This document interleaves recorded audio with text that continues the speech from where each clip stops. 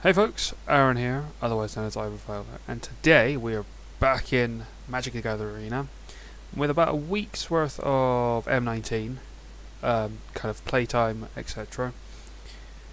I am bringing to you today my new list, or the list I'm going to be playing for standard, Mono Black Zombies. So it's gotten some popularity with the community as of late.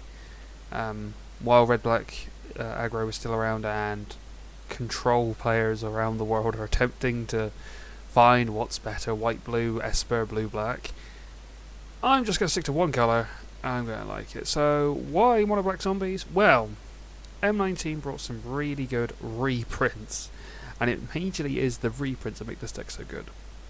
So we have the return of Diagraph Ghoul, a 1 mana 2/2 that enters the battlefield tapped. It's a zombie though. We then have the new school Stitcher Supplier, a great card in Modern Dredge. I like it in this. It's enters the battlefield or dies, you put top 3 cards of your library into the graveyard. For cards later on down the list, it really does help to start fill out your graveyard with effects. For example, our new rare Graveyard Marshal for 2 black, it's a 3/2 that for 2 and a black. You exile a creature card from your graveyard. You create a tapped 2/2 black zombie. So you start recycling zombies. We then have Kenra Eternal from Hour Devastation, a good flick card, and probably the most expensive reprint in M19, probably one of the most expensive rares in M19, Death Baron. Death Baron gives skeletons and zombies you control +1/+1 and have Death Touch. Death Touch is the really good part of this, is because it now means that trading for our opponent becomes very dangerous, as it means that even if it's a single point of damage, your card's going to die. We then of course have the newest Lord of the Accursed. The one that I say newest because he is the Zombie Lord from Amonkhet, while Death Baron originally was printed in a Lara block. So he gives him all +1/+1 and gives, for 1 and a black, all zombies gain menace.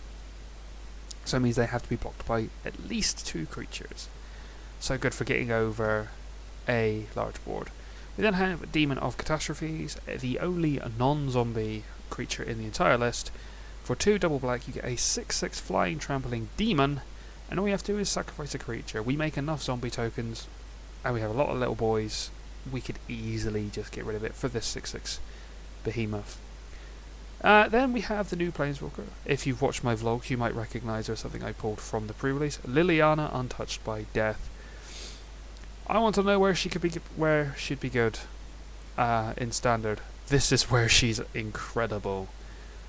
Her +1 is probably the weakest side of her, for the fact you're, again, self-milling, but if you self-mill 3 cards, and one of them is a zombie, each opponent loses 2 life and you gain 2 life. Very rarely in this deck will you hit a no zombie top 3. I think I've only done it once, where it ended up being 3 swamps. That's the worst. Karn, because it's Karn. It always makes sense to put Karn in the deck's card advantage, especially in this deck. It's quite a aggro, low curved list. Having Karn to just refill hand size is very good. We have the Amonkhet Liliana, Death's Majesty, another reanimator card that makes zombies as well, but you mill 2 instead of 3.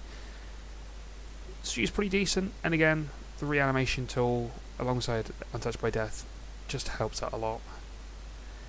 Then we have Liliana's Mastery. This is our, along with Death's Majesty, these are the 2 highest curved cards in the deck. 5 mana. All your zombies get +1/+1, and it makes 2 zombie tokens.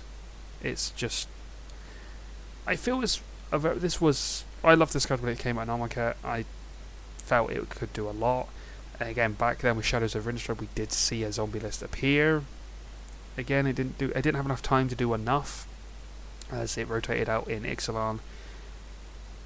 And then again, zombies kind of died off because Ixalan Dominaria didn't have any support for those tribes. as they were doing. For Ixalan, it was the 4 tribes of merfolk, dinosaur, pirates, and humans. Was it humans? I think it was humans. No, vampires. It was vampires. Because they were conquistadors. I forgot. You'd think I wouldn't, because Ixalan wasn't that long ago, but Ixalan wasn't great for me. I found it quite boring. We then have Ifnir Deadlands, our unique desert. It's a little bit more removal for the list. I'm trying it out over a number of swamps, so we'll see just how it goes. And then we have for removal Fatal Push, the best black uncommon still, until Ava Revolt and Kaladesh rotates out. Then it will be, this will be my next favourite uncommon, Cast Down. 1 on the black, destroy target non-legendary creature. Does similar to Fatal Push for 1 more mana. The only thing is the legendary rule. I remember a lot of people thinking this would be not as good because the legendary, how many legendaries there are. Turns out not a lot of people run the legendaries, so it's not so bad. Anyway, that's enough rambling on about it. Best thing to do would be to play it. Now, M19's gone through a few changes. Well, not M19. Magic Gathering Arena's gone through a few changes since we last did a video on it.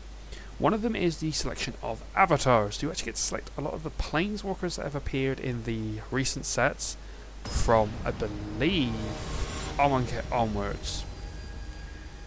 With a few notable ones, obviously the Gatewatch, but also our new characters like Sarkham's Return, Tezzeret, and Vivian, the new green planeswalker, who I'm probably going to try and build a deck around. If Arena ever brought Brawl out, I would love to build a mono green Stompy list with her as the commander. But Arena's tried to do a singleton event, but they've never actually shown signs of doing Brawl yet. I'm hoping that's going to be an implementation. It just makes sense. They've been really trying to push that format hard. It would make no sense if they didn't at least try and put it on their new flagship video game. I mean, come on. I think Mitgo's got it right now, Magic Gathering Online. I know they've got they've got 1v1 Commander, even Pauper events. I just want Arena. It looks really nice. It's getting quite polished. Start putting more formats in. We've got Draft, we've got Standard. Fine. Let's see some of the singletons. Okay, so our hand's a bit slow. Normally, you'd hope to get like at least one of the 1 mana zombies. In this case, we've not got any 1 manas. We've got 2 of our 2 manas, Graveyard Marshal and Genra, and we just drew off the top Death Baron. This is a very nice, aggressive curved list, and a very aggressive hand, especially seeing as we're on the draw. So if our opponent does a 2 mana play, which they might do now, we do have Fatal Push to go straight into. Oh, we're not letting you have that. So this seems to be a token build.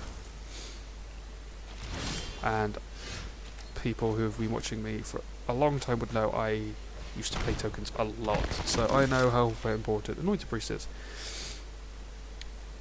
So simply put, we're not seeing Anointed Priest stay on this board. And there's a Kedron Monument. Yeah, we chose right to get rid of Anointed Priest. That's the thing with tokens. It's just with Magic in general. Once you start playing, especially stuff like Standard or any sort of formats that you adore, you start to see certain cards crop up quite a lot, and it's then just down to your own personal judgment and its experience of what cards you would deem are necessary to get rid of. We will +1 Karn. Let's see what we get. Is it going to be a land? Oh, that's going to be a hard choice for our opponent. Because we're on 4 mana. Do they think we've got a 5th in hand? And if that's the case, would they allow Liliana's Mastery to go to my hand? Or they just see that I've only got 4. Guess I will not get to 5 and give me Mastery and keep away our Khenra Eternal. They went with that thought process. Okie dokie. That's interesting. Seeing at one point I also was considering building a token variant of this by using black and white and using Liliana's Mastery and Anointed Possession. Oh no. Oh, this isn't going to go well. Yeah, they do trigger off each other twice, so that's 4 life gained. Well, sorry buddy. I hit the 5th mana. So that makes 2. We will... Do I want Kenra now? Nah, we'll stack up our options. That's going to be the swamp. I know that for a fact. Yep, thank you for the swamp. I will quite happily take that swamp.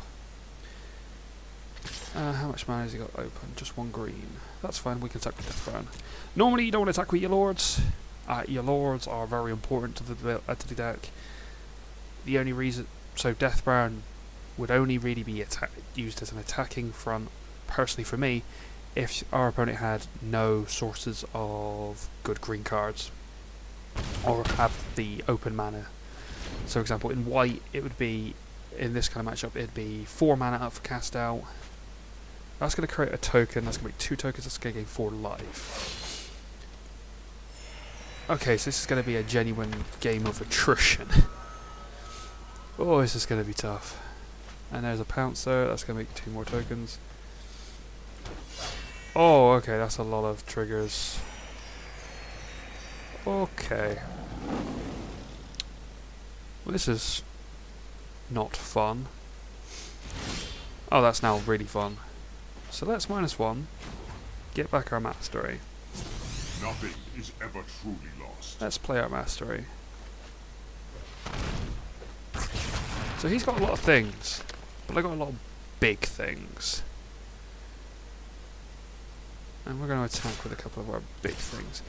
This is where Death Baron is a little bit on the edge of don't attack with him. There's a 1 white mana open, and there's enough little guys to get in the way of Death Baron and kill him. I'd rather send in the meat shields, well, the big meat of a 2 5/5s and a 6/5. Oh, this... I really wish they would sort this blocking up, because this is... That's awful. I'd like it if they kind of set it so that if, for example, this guy got blocked, all of his blockers are here. Oh. Okay, what? Okay. That's unusual. Well, let's go for another lord. Let's make everyone else bigger again. Well then, plus Karn. Let's see what we can get.